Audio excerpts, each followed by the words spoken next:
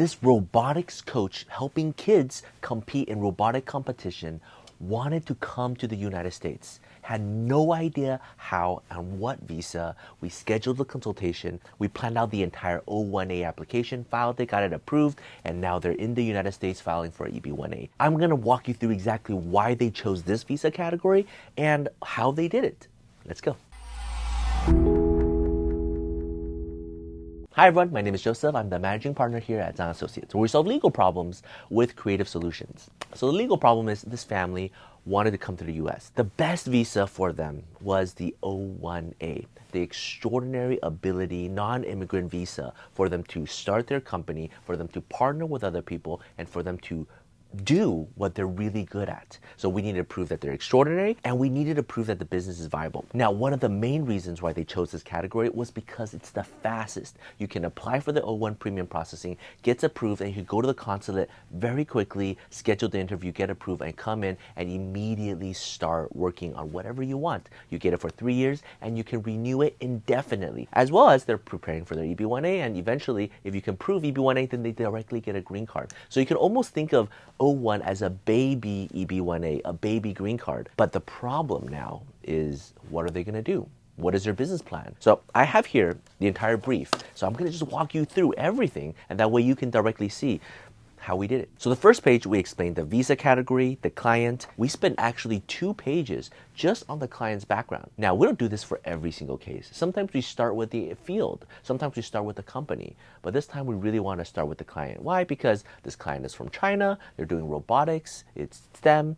We understand the officer might be a little bit more curious about this type of case. We talk about their education, their master's degree, how they're a CEO, all the different championships that they've won, just all the things that makes this person extraordinary. We spent 2 pages and over 16 exhibits proving this person is pretty amazing. You do want this person here. We started with the resume, then we did all the education, then we did all the letter of appointments, certificates of all the things that they did, employment verification letter of all the big companies that this person worked at, and then just all the different awards from 2017 all the way to the present. Then we spent another 2 pages talking about the employer. Now, the truth is, this employer is a startup, less than 1 year of existence. Frankly, after they contacted us, we organized everything, we coordinated everything, we incorporated the company. It's a brand new company. There's like nothing there. Like the bank account was like fresh. So we didn't want to spend too much on the petitioner. Luckily for O-1 cases, the petitioner is not that important. Unlike almost every other immigration application, the petitioner is super important. Not for O-1, so we put that second. We just basically explained what's on the website, which we helped them do also, but just very basic. This is a STEM-based robotics competition company, right? Very simple, 2 pages. Then we spent the next 10 pages talking about what this client is going to do, what this company is going to do. How is this company going to grow? We spent a couple pages talking about the growth plan of this company, this STEM-based robotics competition company for students. How are they going to grow as a startup, right? We want an officer to have a better understanding of what exactly the company is doing, how they're going to achieve it, the different competitions they're going to enroll in. Then we talked about this client, this individual who's extraordinary in all of these ways. How do they fit in the overall business plan of the company? Well, as the CEO, as the coach, as the main trainee, as a person with all the different resources and experience on how to train students to compete on the world stage, this is what this person is going to do for the next 3 years very specifically. Do you see how they're different, but they're complementary? And that's why we do it. Now we have to prove that this person is extraordinary. And it's very similar to EB-1A, but much simpler. So we proved that they had original contributions because of the softwares and the patents. Then we went on to talk about the publications and the medias. And then we talk about the awards that the teams won.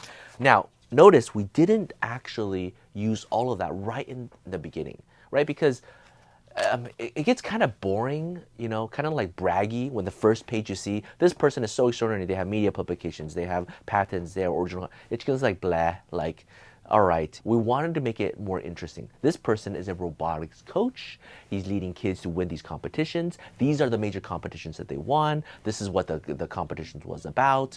And it's like, wow, that's kind of interesting. That's a dinner table discussion that you're a little bit more interested in, right? And so that we did that on the first page. But then on the back end, when we have to prove that they're extraordinary, then we go into all the effort and proving all the criteria. The letter recs, this person actually got a lot of letter recs. They got 8 letter recommendations from different people talking about their qualifications. And then, of course, we end with the Kazarian analysis saying that totality of circumstance, this person deserves this visa. I think it's overkill with this case in the sense that we did so much, but the thing is, there were weak parts. The business was brand new. There's not a lot of evidence to show that this person could succeed in the US, could actually do everything that they wanted to do. So even though we spent more time on the extraordinary ability part, we got more letter recs than we needed. We did more business planning than we probably needed. But because there were weaker parts, we just did a little bit more, because at the end of the day, you just don't know who the officer is. So do more to explain how this is going to succeed. And so that's how this client, this family contacted us. Within a few months, we got everything together, filed it, got approved, went through consulate, got approved, and now they're here. If you have any dreams of coming to the United States and you want to live here, work here indefinitely, O-1 could be the right case category for you. In the O-1 business plan, we talked a lot about different competitions they're going to go to, how many students they want. A lot of it is just putting their dream on paper. So if you can put your dream on paper, you have a chance. If you have any other questions, feel free to reach out. Take care. Bye-bye.